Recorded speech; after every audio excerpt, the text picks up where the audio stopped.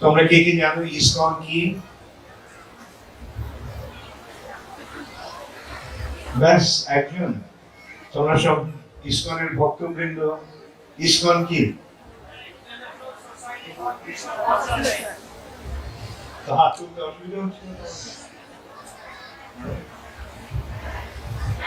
ISKCON হচ্ছে আন্তর্জাতিক কৃষ্ণ ভাবনামৃত সংঘ। আন্তর্জাতিক মানে সমস্ত জাতিকে নিয়ে, সমস্ত দেশ নিয়ে, সারা পৃথিবী জুড়ে আন্তর্জাতিক কৃষ্ণ ভাবনার অমৃত। কৃষ্ণ ভাবনার অমৃতটা কি? কৃষ্ণ সম্বন্ধে যে ভাবনা, কৃষ্ণ সম্বন্ধে যে চিন্তা, সেটা হচ্ছে অমৃত। কৃষ্ণ ভাবনার অমৃত। কৃষ্ণ ভাবনা মানে ভগবানের সম্বন্ধে যে ভাবনা। এটা আমরা দুটো ভাগে দেখতে পারি, একটা হচ্ছে কৃষ্ণের কথা, আর একটা হচ্ছে কৃষ্ণ সম্বন্ধীয় কথা। কৃষ্ণের কথাটা কি? কৃষ্ণ কি বলেছেন? ভগবত গীতা। আর কৃষ্ণের সম্বন্ধে কোথায় বলা হয়েছে?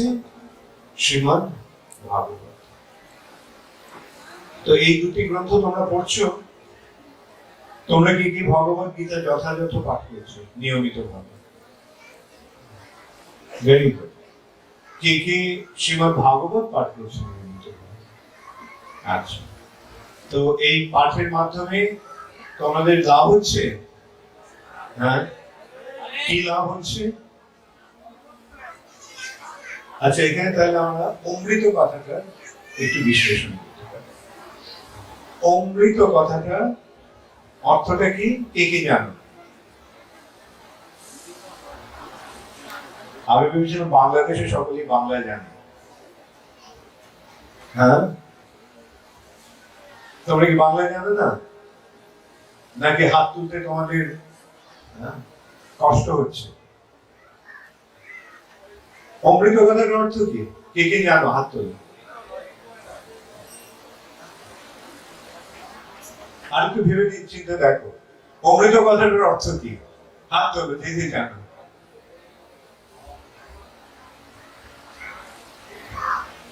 এই অমৃত কথাটা আসছে মৃত্যু থেকে। অ মানে নিষেধ বাচক, না করছে। যেমন ন্যায়, অন্যায়।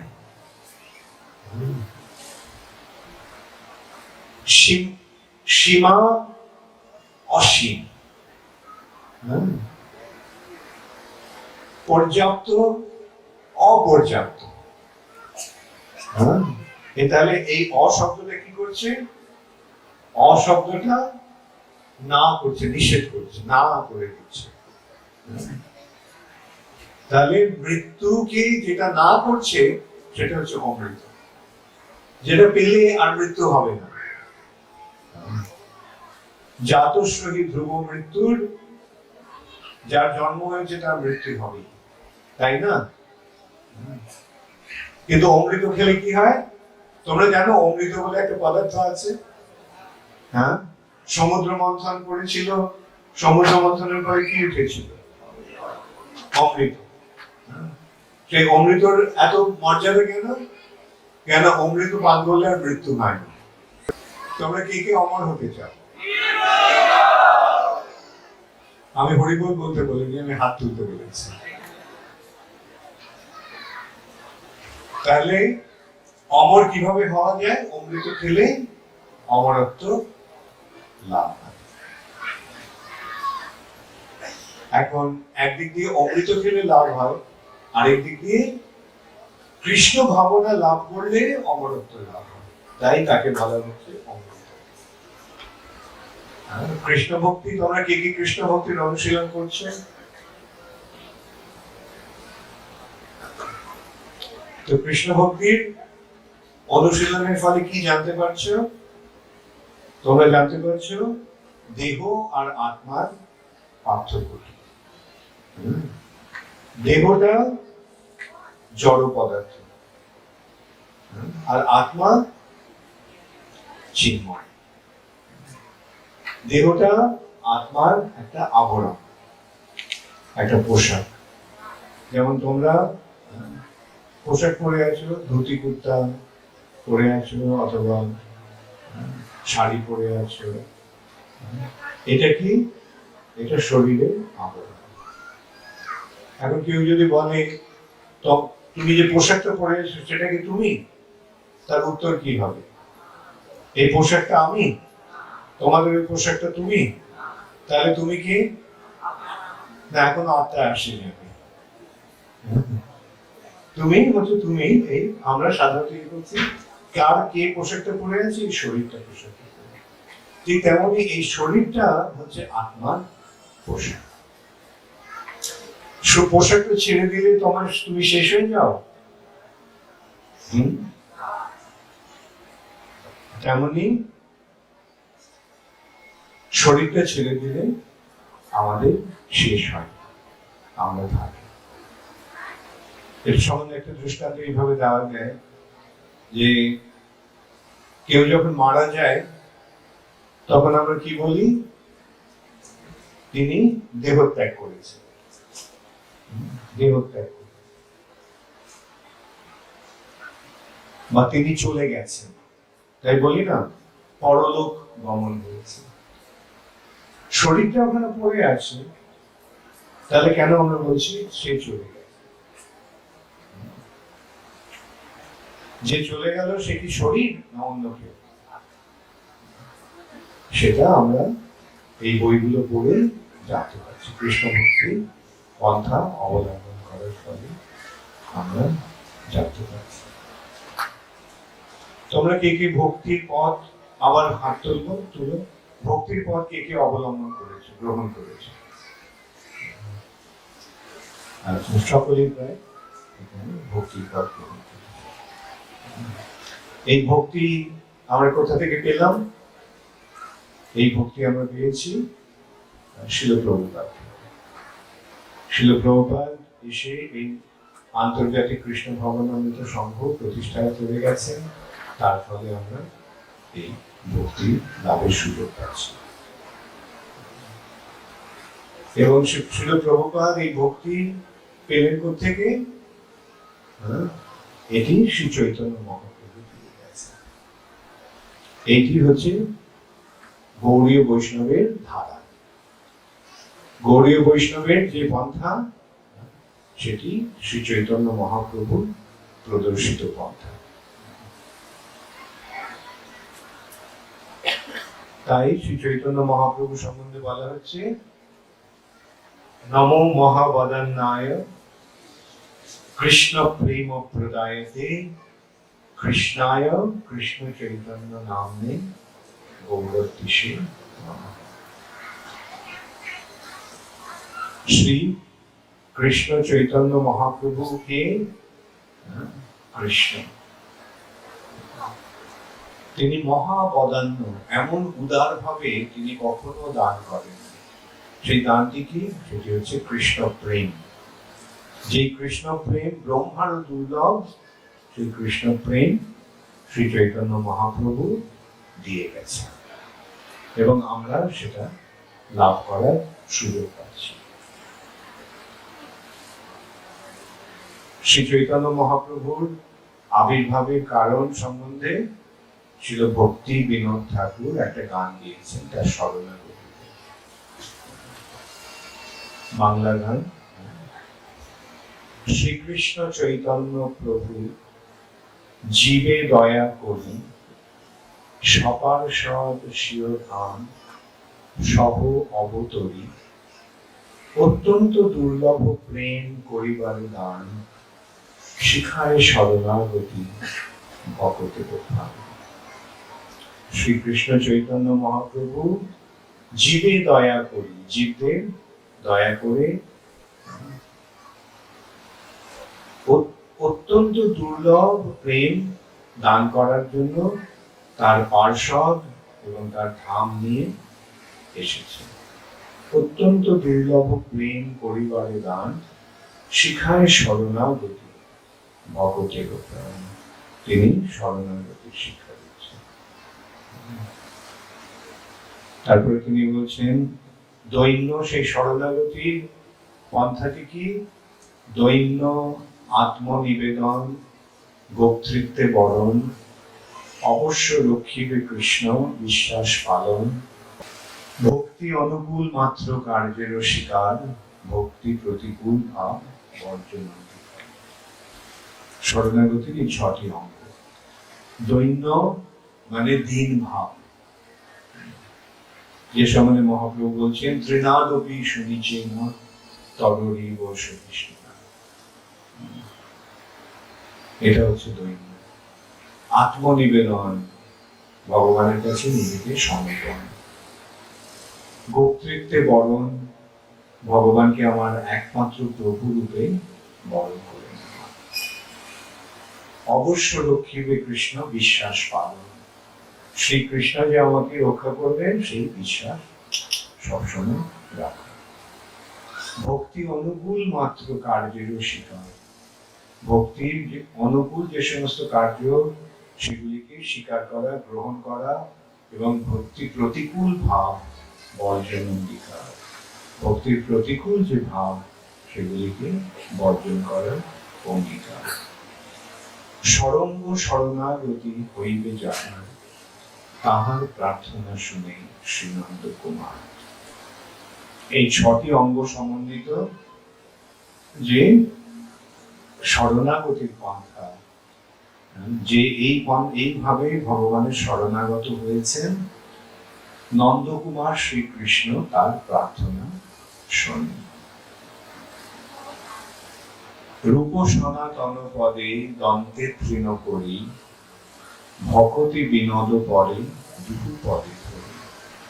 রূপ গোস্বামী এবং সনাতন গোস্বামীর পায়ে অত্যন্ত বিনম্র ভাবে, বিনীত ভাবে ভক্তি বিনোদ ঠাকুর তাদের পায়ে পড়ে বলছেন, কাঁদিয়া কাঁদিয়া বলে আমি তো অধম, শিখায় শরণাগতি করতে। আমি তো অত্যন্ত অধম, আমাকে শরণাগতি শিক্ষা দিয়ে আমাকে উত্তম করো, ভক্তে পরিণত করো। এইটি ভক্তিবিনোদ ঠাকুরের শরণাগতির প্রথম গান, প্রথম কবিতা। শরণাগতির 6টি অঙ্গ কি কি কার কার মনে আছে? Very good. প্রথম অঙ্গটা কি? দ্বিতীয়, তৃতীয়, চতুর্থ, পঞ্চম। Very good. ষষ্ঠ। Very good. এদিকে তোমাদের জানা আছে?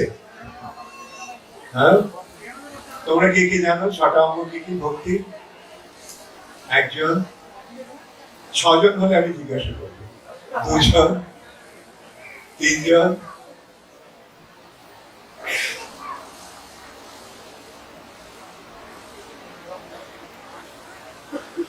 3জন, আরো 3জনের দরকার। তোমরা এক একজনের দুটো দুটো করে বলতে পারবে? হ্যাঁ, আচ্ছা, ইউ সে। দৈন্য আত্মনিবেদন, অবশ্য রক্ষিবে কৃষ্ণ। ওকে, আর তারপরে এদিকে 3য় নম্বর কি ছিল? কার হাত উঠেছিল? পঞ্চম আর ষষ্ঠ?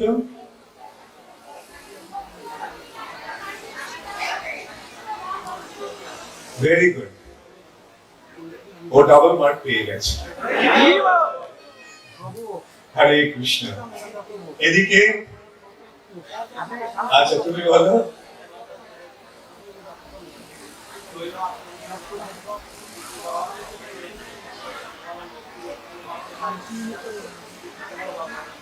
ও একেবারে ফুল মার্ক পেয়ে গেছে। ভেরি গুড, থ্যাংক ইউ বর্ষা। আচ্ছা, পেছনে কে কে বলবে? আচ্ছা, 2 হাত তুলেছে, তুমি বলো। না না,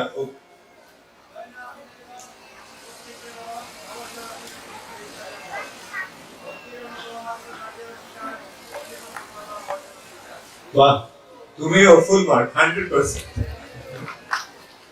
হরে কৃষ্ণ। এটা মনে রেখো, এটা খুব সুন্দর, খুব প্রয়োজন, জানাটা খুব প্রয়োজন। ভগবত গীতায় ভগবান চরম উপদেশ কি দিলেন? কার কার মনে আছে? এটা তো সকলেই জানার কথা। যে যে জানো হাত তোলো, আর যে যে সত্যি সত্যি জানো দু হাত তোলো। বলো হরে কৃষ্ণ হরে কৃষ্ণ কৃষ্ণ কৃষ্ণ হরে হরে হরে রাম হরে রাম রাম রাম হরে হরে। তাহলে ভগবানের চরম উপদেশ কি ভগবত গীতায়? সর্বধর্মান পরিত্যাজ্য মাম একম শরণং ব্রজ।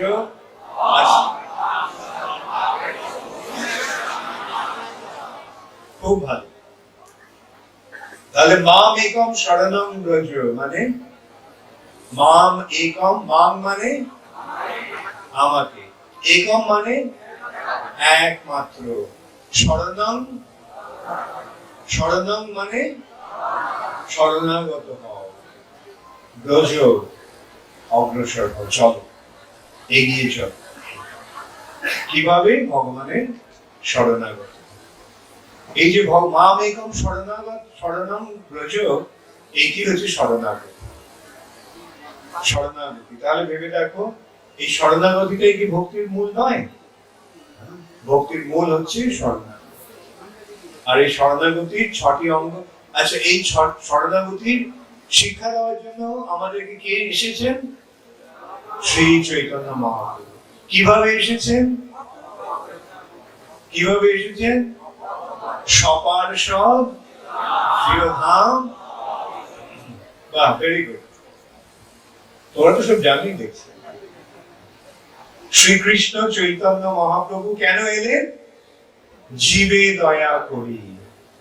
শ্রীকৃষ্ণ চৈতন্য প্রভু জীবে দয়া করি। কিভাবে এলেন? সপার্ষদ, তার পার্শ্বদের নিয়ে। তার পার্শ্বদের কারা? শ্রীকৃষ্ণ চৈতন্য প্রভু নিত্যানন্দ, শ্রী অদ্বৈত গদাধর শিবাসাদি গৌর ভক্ত বৃন্দ। তিনি গৌর ভক্ত বৃন্দকে নিয়ে এসেছেন। শিবাসাদি গৌর। শ্রীকৃষ্ণ চৈতন্য মহাপ্রভু এলেন সপার্ষদ শিরোধাম সহ অবতরী। কেন এসেছেন? অত্যন্ত দুর্লভ প্রেম করিবারে দান। অত্যন্ত দুর্লভ যে কৃষ্ণ প্রেম, সেটা দান করার জন্য। তাহলে তোমরা কে কি কৃষ্ণ প্রেম লাভ করতে চাও? Very good. তাহলে এই কৃষ্ণ প্রেম লাভ করতে হলে কি করতে হবে? হ্যাঁ, ভেরি গুড, খুব ভালো। ভগবানের শরণাগত। তোমরা কি কি ভগবানের শরণাগত হতে চাও? তাহলে ভগবানের শরণাগত হতে হলে কিভাবে হতে হবে সেটা জানতে হবে, তাই না? কিভাবে হতে হবে সেটাই মহাপ্রভু শিক্ষা দিচ্ছেন। দৈন্য, আত্মনিবেদন, ভক্তিত্বে বরণ, অবশ্য রক্ষিবে কৃষ্ণ বিশ্বাস পালন, ভক্তি অনুকূল মাত্র কার্যেরও স্বীকার, ভক্তি প্রতিকূল ভাব বর্জন। সরঙ্গ শরণাগতি হইবে যাহার। এই 6টি অঙ্গ সমন্বিত শরণাগতি যার হবে, তার প্রার্থনা নন্দকুমার শ্রীকৃষ্ণ শুনবেন। তাহার প্রার্থনা শুনে শ্রী নন্দকুমার। তাহলে তোমরা চাও কৃষ্ণ তোমাদের প্রার্থনা শুনুক? তাহলে কি করতে হবে? কি করতে হবে? 6টি অঙ্গ সমন্বিত এই শরণাগতির পন্থা অবলম্বন। তারপরে তিনি কি আবেদন করছেন? রূপ সনাতন পদে দন্তে তৃণ করি, ভক্তি বিনোদ করে দুঃখ পদ ধরি। ভক্তিবিনোদ ঠাকুর, রূপ গোস্বামী এবং সনাতন গোস্বামীর পায়ে পড়ে অত্যন্ত দীনভাবে দন্তে তৃণ করি। ভক্তি বিনোদ পরে তার পায়ে পড়েছেন, তাদের পায়ে পড়েছেন, তাদের 2 পা ধরে তিনি কেঁদে কেঁদে বলছেন, কাঁদিয়া কাঁদিয়া বলে আমি তো অথাম শিখায় শরণাগতি করে। তাই আমাদের জানতে হবে আমরা কি জন্য এখানে এসেছি। আমরা ভগবানের শরণাগতি, ভগবানের এই শরণাগতি প্রথম উপায়টি কি? দৈন্য। এই অন্তরে যদি দীনভাব না আসে, আমাদের মন আমাদের হৃদয় যদি অহংকারে পূর্ণ থাকে, তাহলে কি ভগবানের চরণে আত্মনিবেদন করতে পারবো? অহংকারে মত্ত হইয়া রাধা কৃষ্ণ না ভজিয়া জানিয়া শুনিয়া। তাই অহংকার আমাদের দূর করতে হবে, দৈন্য ভাব আনতে হবে। দৈন্য ভগবানের শরণাগত হওয়ার মূল ভিত্তি, এরই ভিত্তিতে শরণাগতি হবে। তাই এটি প্রথম আত্মনিবেদন। এই দৈন্য ভাব যখন আসবে তখন ভগবানের কাছে আত্মনিবেদন করবে। কিন্তু ভগবানের কাছে সরাসরি ভাবে আত্মনিবেদন করা যায় না, তাই কি করতে হবে? ভগবানের প্রতিনিধির কাছে আত্মনিবেদন, শ্রী গুরুদেবের কাছে আত্মনিবেদন।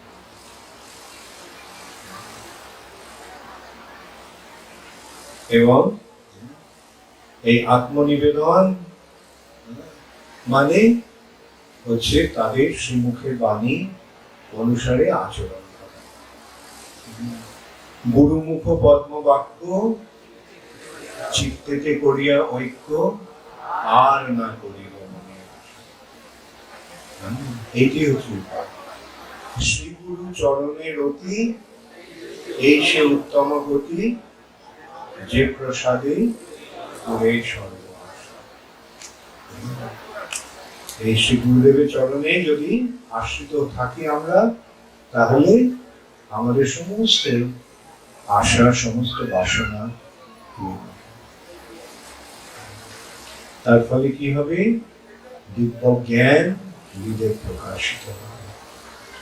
এই ভগবত তত্ত্ব জ্ঞান হৃদয়ে প্রকাশিত। আমি আবার দেখতে চাই তোমরা কি কি কৃষ্ণ ভক্তির পন্থা অবলম্বন করেছো। এখন তো হাতগুলো উঠছে, আগে যখন হাত জিজ্ঞাসা করছিল হাত উঠছিল না কেন? তোমরা লজ্জা পাচ্ছিলে আমার সামনে হাত তুলতে? হ্যাঁ, সকলেই প্রায় কৃষ্ণ ভক্তির পন্থা অবলম্বন করেছে। এখন এই পথটাকে আঁকড়ে ধরে থাকে, এই পথটি ছেড়ে কখনো যেও না। ইস্কনের আশ্রয় ছেড়ে কখনো যেও না, সবসময় ইস্কনের আশ্রয়। কেন? এই ইস্কন এই ভব সমুদ্র পার করে দেওয়ার একমাত্র তরণী।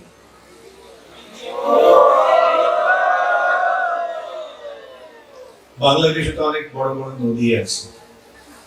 নদী যখন পার হও কিভাবে পার হও? সাঁতরে পার হও? তোমরা অনেক হয়তো সাঁতরে পার হতে পারবে, কিন্তু সকলে তো সাঁতরে পার হতে পারবে না।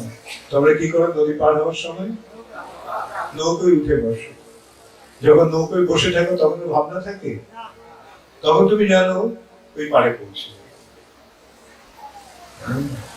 তাহলে এই নদী যদি পার হতে যদি এত অসুবিধা হয়, তাহলে ভব সমুদ্র পার হওয়া কত কঠিন ভেবে দেখেছ?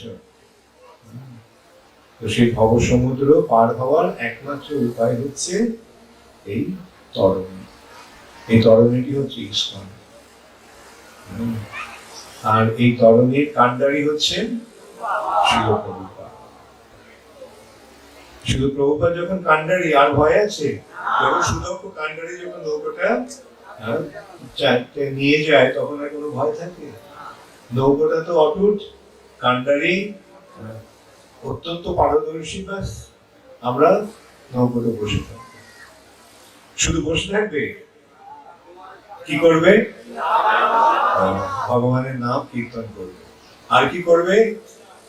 আকণ্ঠ পুরিয়া করো প্রসাদ সেবন।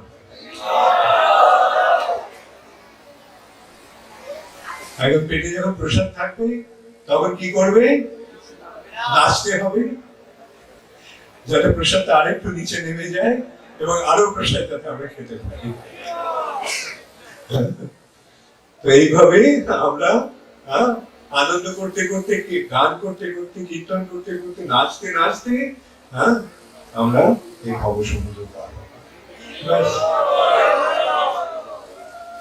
তাহলে এই ইস্কনের মতো আরেকটু নৌকো পাবে কোথাও? সুতরাং এই নৌকোতেই বসে থেকো। মাছ দরিয়ে গিয়ে যদি নৌকো থেকে ঝাঁপ দিয়ে পড়ো তাহলে পার হওয়ার সম্ভাবনা থাকবে। অতএব এই নৌকোটাকে সবসময় আশ্রয়। হরে কৃষ্ণ। আজকে আমি এখানেই শেষ করছি। তোমরা সকলে ভালোভাবে থেকো, সকলে খুব ভালো করে ভগবত ভক্তির পন্থা অবলম্বন করে থেকো। হরে কৃষ্ণ। গৌর প্রেমানন্দে।